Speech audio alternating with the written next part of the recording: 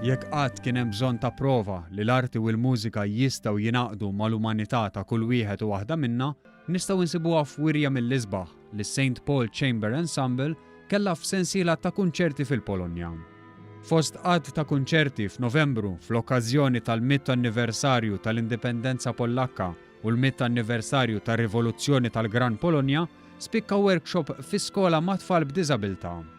Tkellem iżjed dwaru il-Maestro Marka Ġus.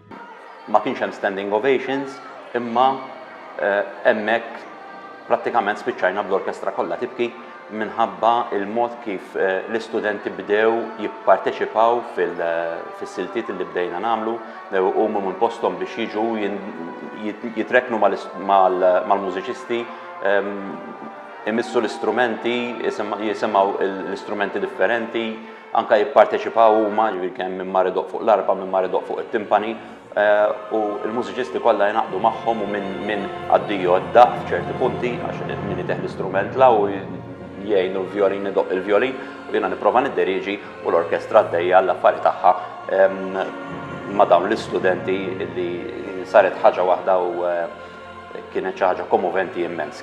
Dan it-tur sar fuq l-inizjattiva tal-Ambaxxata Maltija f'Varsavja b'kollaborazzjoni ma' entitajiet oħra u b'isem tal-Kor Rotondo ta' Poznan. Il-kunċerti fil-Polonja inkludew repertorju vast ta' xogħlijiet klassiċi u kontemporanji u nkiseb kliem ta' tifħir għal messa da' requiem. B'numru ta' kunċerti intemmu bl-udjenza fuq saqajja f'applawżi twal ta' apprezzament. L-inizjattiva kienet appoġġjata mill-Kunsill Malti għall-Arti, il-Ministeru għall-Affarijiet Barranin u l-Promozzjoni tal-Kummerċ, l-Awtorità tat-Turiżmu ta' Malta, il-Kurja ta' Malta u l-Fondazzjoni Valletta 2018.